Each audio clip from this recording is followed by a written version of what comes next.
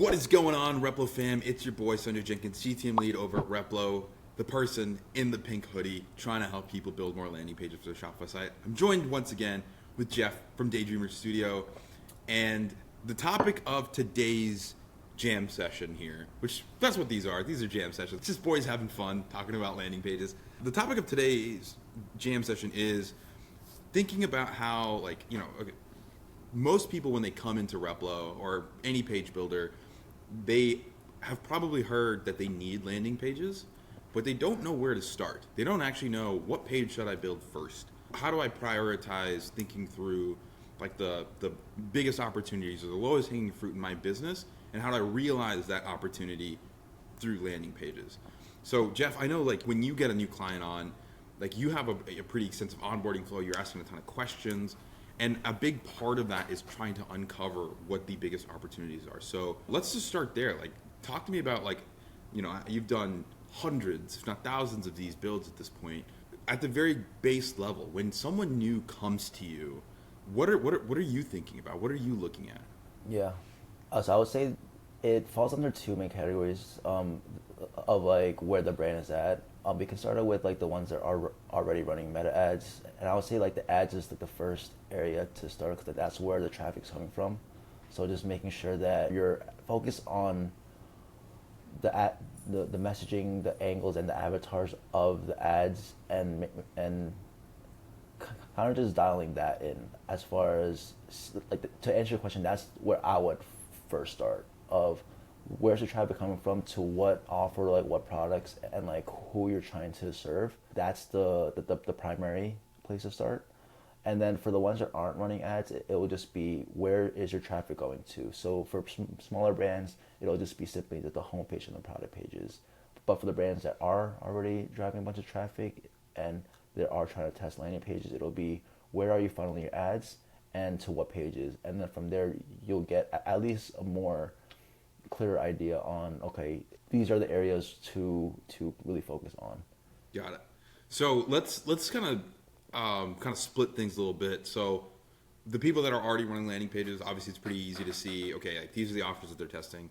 Yep. These are the pages that they're driving traffic to. This is the structure of the page. For you and me to go jump in there and like talk about like, here's what we need to optimize, here's what we need to test next. That's pretty easy. What kind of homework should people be doing if they're not already doing this? So you mentioned stuff like, avatars and understanding like maybe, I'm sure a lot of times people don't really test offers beyond like percentage off or right. Like buy one, get one free, like little, which, in a grand scheme of things is really just another percentage off sale. So like walk me through the exercise. I mean, have you ever had a situation where like, they don't really know their own avatar despite them like, maybe making tens or hundreds of thousands of dollars a month. They've not clearly defined their avatar. And if so, like how do you like nurture them through that kind of education process?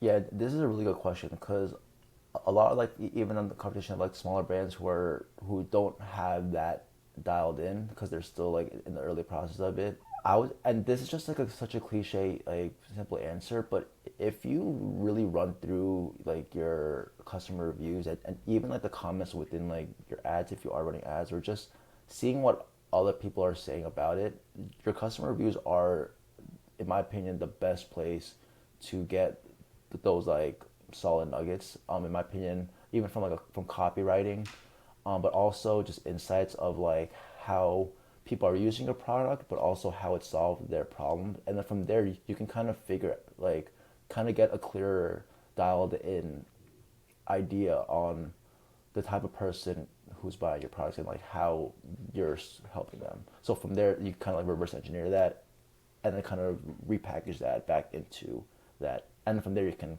build out pages that are specifically catered to that. Got it. Okay, so I know you and I together recently went through this with a brand that's working with Replo, and they had, it seemed like a pretty standard Shopify Dawn 2.0 style store, and, again, default like product pages, great product, absolutely banger product, a lot of like product market fit, obviously, because they're doing quite well, but they're still driving traffic to like a, kind of an unoptimized homepage. I think it's fair to say that. And like a kind of a default product page. So yeah, I'd love for you to like walk us through the specific the workflows in your brain when you're saying, okay, like I'm looking at all this stuff. Here's what we need to do first. Here's like the opportunities that I'm seeing. If you have anything to show, that'd be super sick, actually. Yeah, let's do it, dude. So this is a brand that we are working with through Replo, just for some help on the website side of things, but also CRO. It's called Vegan Life Moss. It's just super great brand. They do extremely well on socials. It's Instagram, TikTok. I'll try to keep this quick. But the main thing is just figuring out like what are you trying to communicate, and first go through your own Instagram page or like your social media page, because a lot of times like that has some really solid sauce in there. And even here might not be a great example, but like just the whole brand is focused on health and herbal healing and just trying to improve your overall health and wellness and just overall life, right? So focusing on that, from there we can kind of just communicate exactly what that is. So this is just a quick hero section that we did. That it just calls out exactly what the brand is about, just to have some sort of clear messaging around that. Not to get too much, but I'm not even sure if that answered your question or not, Sanjay. Yeah, I mean, I think a lot of times like the insights or like the opportunity that you have, you're already seeing results on your organic channels or your ads. If you're not running ads, you're getting traffic from somewhere. So where you're getting your traffic from, it's good to see, okay, what am I saying to these people to get them to actually click through to the website or to come to the website to buy? What kind of information do I need to provide to reinforce? So obviously we went from just showing the product and it just says like, it really just said shop now on the old page with the product packaging.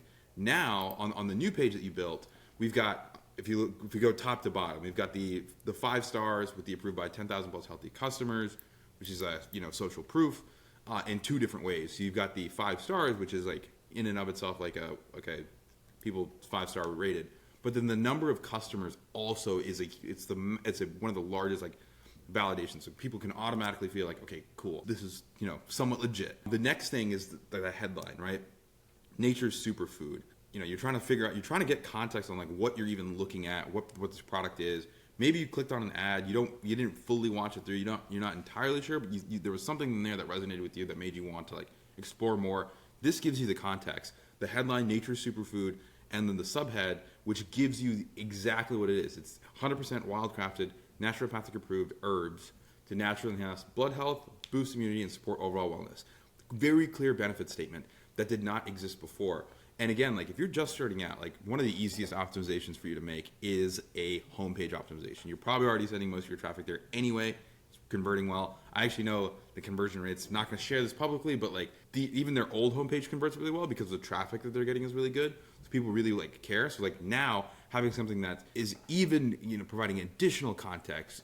You've got the symbols, the lowers blood pressure, boosts immunity, all these sorts of things that kind of like really reinforces exactly what it is, the benefits that the people are going to get. Not only does that capture the attention, but also like it provides comfort, provides social proof, and it gets people into the buying mood. And I think it's one of the big things. Like a homepage, even if they're not buying directly off the homepage, it's one of the most powerful pre-sale pages ever. And a really well-designed homepage can act as like your core landing page, especially if you're completely new to the game. So I really do love this. Like you went in, you looked at what was being done on Instagram, what the messages were that were resonating with customers, and then you were able to bring that to life in the landing page. And again, this goes back to what Jeff said as understanding the customers that you're going after, the avatar, and then like why they even care. Anything to add there, man?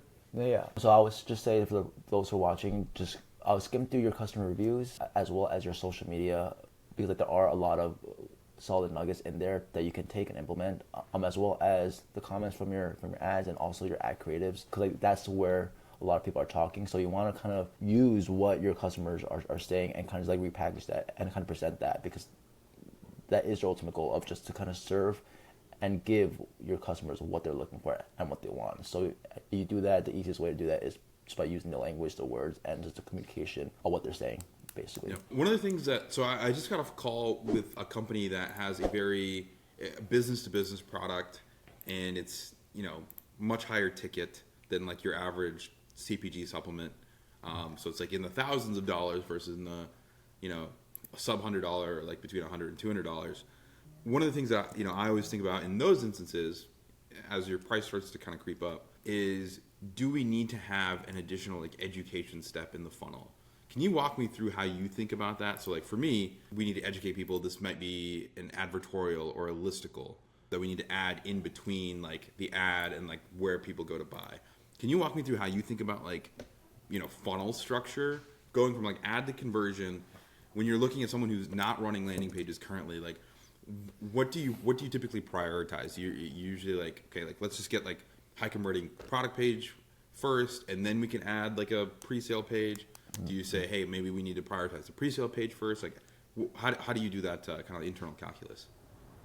Yeah, so just from like a qualitative point of view is just first going through your FAQs and kind of seeing like the biggest like pre-purchase objections or question that people have, because like that's going to be like one of the biggest things that deters people from actually pulling the trigger, right? Because the thing that about online shopping is you don't have the luxury of selling them in person, well, versus like if you're like a car salesman, you're able to ask questions that what the client is looking for, or like specific features or the problems that they have, and they want that solved, right? So when it comes to e-commerce, you have to kind of be proactive in that and kind of know the questions and the concerns that they're already going to have, and then present that to them where they feel comfortable and confident enough to purchase with you guys. So when it comes to figuring out like from an education standpoint of like, okay, like figuring out like what you should communicate, like whether that be if you want to test like a listicle, for example, or like what to include in your product pages or whatnot, or to like what to prioritize. It's purely based on or like, and this is so cliche to even say this, but like it's just simply just learning more about your customer base. You could do that with customer reviews, but also another way is just customer surveys and just kind of talking to your shoppers, your customers, just to get more insights of what kind of stopped them from purchasing and the reasons for them actually purchasing, and just simply just understanding more of what are they looking for, but what are the reasons why they're not pulling the trigger. And from there, you can repackage that into a way where they feel like their concerns are being addressed and actually feeling like the brand actually cares about them, right? Because once they do feel like that and they feel like their brand is trying to help them, then they'll just simply just feel more comfortable, at least learning more about you guys, but also then eventually to purchase and try you guys out. Yeah, the example you gave was really, really powerful. Like in an in-person retail environment, whether it's car sales or you've got a physical retail store or whatever, like you can do all of that hand to hand. Mm-hmm. You can look the person in the eye and ask these questions. And e-commerce is, a lot of people do, and I fall into the trap, but it's also a good exercise of like, how do I like recreate the in-person experience online? And the easiest way, as you said, figure out what the objections are, figure out what the commonly asked questions are, and provide that information up front.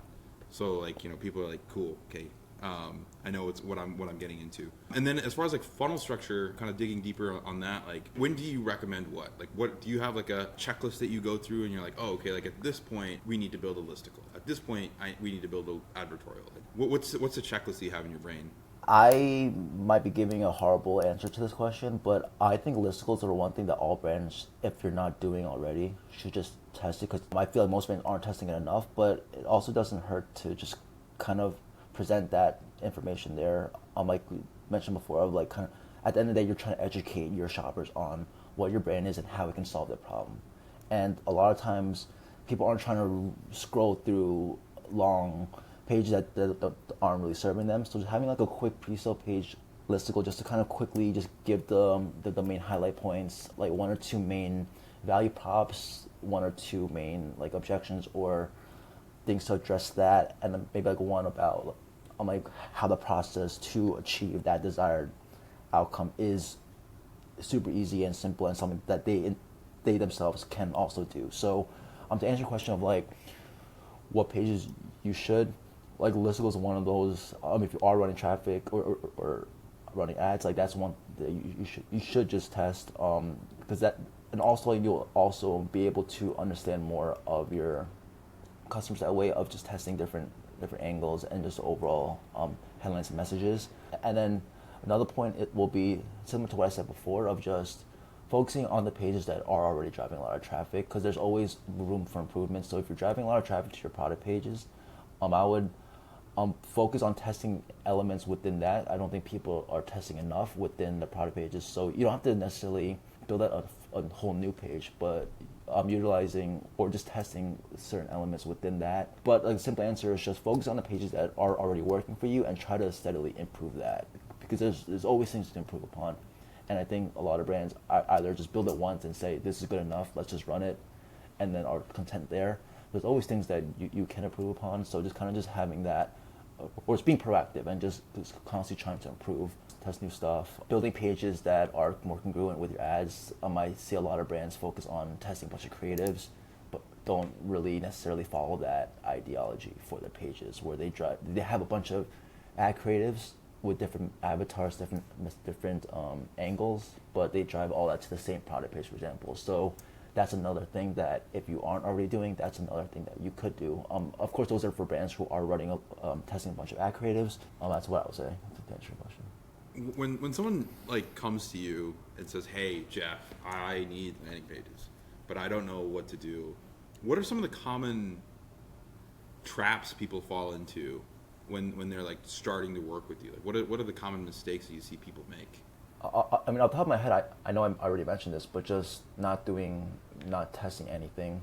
They all run all their traffic to their homepage, product pages. So just being more mindful of your customer journey, because at the end of the day, like, that's gonna be like the most important thing from like a macro point of view of like, at the end of the day, you're doing all this to serve your customers and your shoppers, right? So be mindful of that and not being complacent.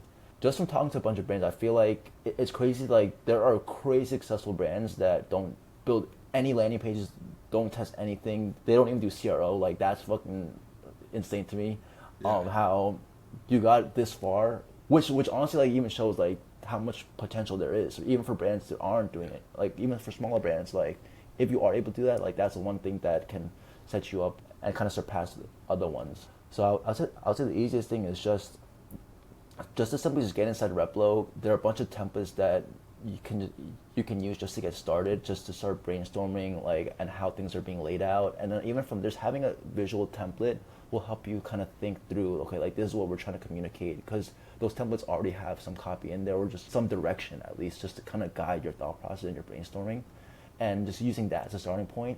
Because I know that you mentioned that a lot of times brands don't even know where to start, and thinking that it's way harder than it has to be. But it actually, like, with tools like Replo, they literally have templates that you can copy and paste and just fill in your text, change your images or whatever. Obviously cater to your brand, but just using that as a starting point, thinking, and just not thinking that it's harder than it actually is. So just kind of getting into that motion of knowing that you have to do it, so might as well just kind of get into that, and then kind of ripping, going from there. I'm gonna actually show you. So like, I think a lot of times I ask you to share a screen. I'm gonna share my screen, and I'm gonna show you like just how simple it can be. Just test something, right? So like, for example, listicles, biggest opportunity. Here we go. Hey. All right, hit create new page.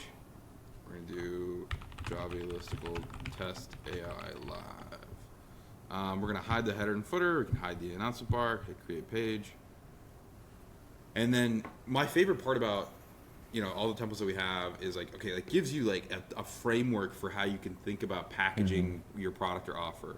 I'm gonna click on this entire page, and what I'm gonna do is I'm gonna use this little AI button. We're gonna update text. Give me a brand. Give me any brand. Gymshark is one that I'm making a video for right now, so that's the first one. High quality gym clothing. Fitness people who take their fitness very seriously.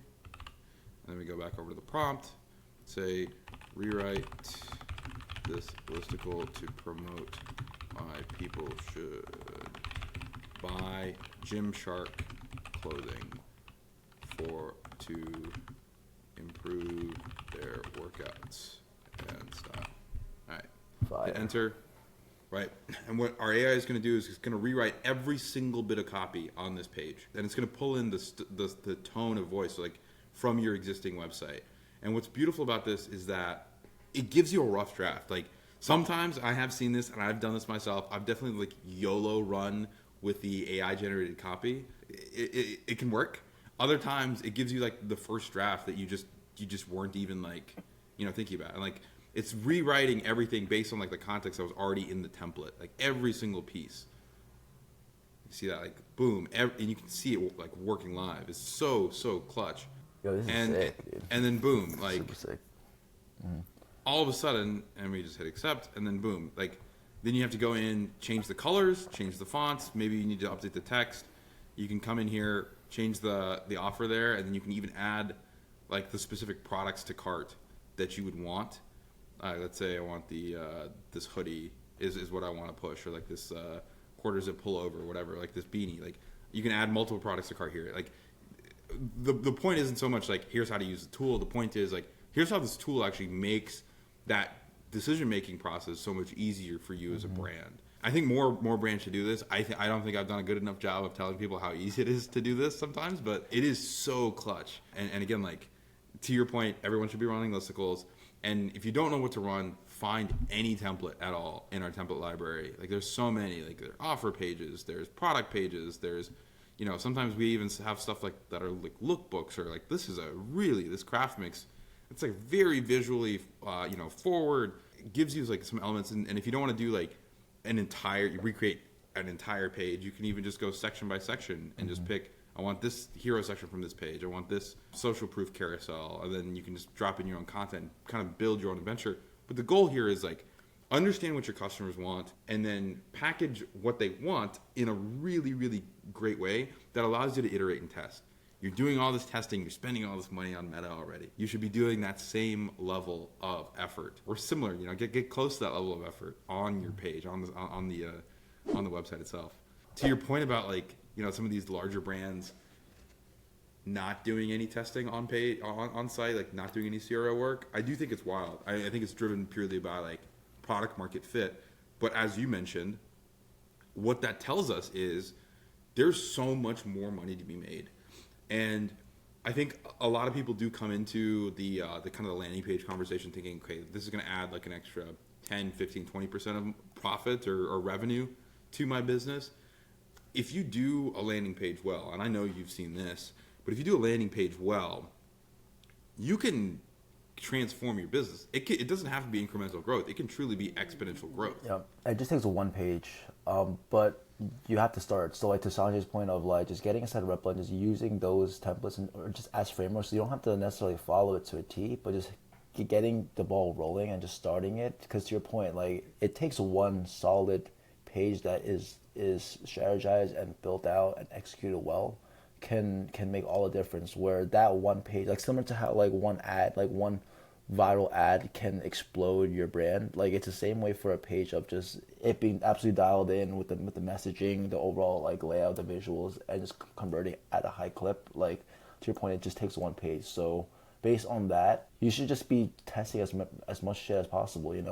Like it doesn't hurt to constantly be building out pages and just using those templates as frameworks. Again, you don't have to follow it because it's not like these templates are going to be like your silver bullet of like this is your solution, but at least just getting into the habit of using that as a starting point and then tailoring it to your brand and to your customers, but at least just not overthinking it. These templates are just a tool of just basic frameworks that have worked. So using that as a starting point and then going from there and then just constantly testing it, iterating it, and just getting in the habit similar to how you view your ads. You're constantly testing new ads, your headlines and stuff like that. Is the same way you should be thinking. The same way you should be thinking of your landing pages and your pages in general. Yeah, I have to share this story because it was one of my favorite kind of like fun facts from inside of Replo. But there was a 9-figure company that came into Replo, installed Replo. They found a template off of our template marketplace, and they used the template. Like literally, they did not change anything about the layout of the template. They just swapped all of the content to match their offer and their product. Added their social proof, added their imagery, added their the GIFs. It was a free template in the Replo template library, and they were able to basically for like 7 or 8 months, they were sending about 1 million people per week to this template, and they had a $400 item, and so I knew that thing had to be just crushing it because if they're running it for 8 months, and that one template that they found, they literally just changed all the copy and added their brand colors, and all of a sudden they're going from oh man, what do we do about landing pages, to like having this one banger that's going 1 million sessions a week. Like that's Yeah. that is a business transformer right there. That is like a inflection point in your company, and that's not just adding a couple, a couple extra $100 to your business each month. It's adding, tens or hundreds of thousands of dollars, millions of dollars per month, and it's just insane to see. And it's just like, again, as you said, like you got to be testing stuff, you got to be doing stuff. I know we wanted to be kind of a little bit more concise in our Yap session today. So before we jump, Jeff, any gold nuggets you could leave the people with, like, hey, like if you do one thing, do this, or make sure you think about this. What's the gold nugget that you want to share with the people today? Yes, the one simple thing. Just do what Sanjay's saying. Just grab a template and just test more shit. Copy and paste stuff from your customer reviews, from your your socials, your comments.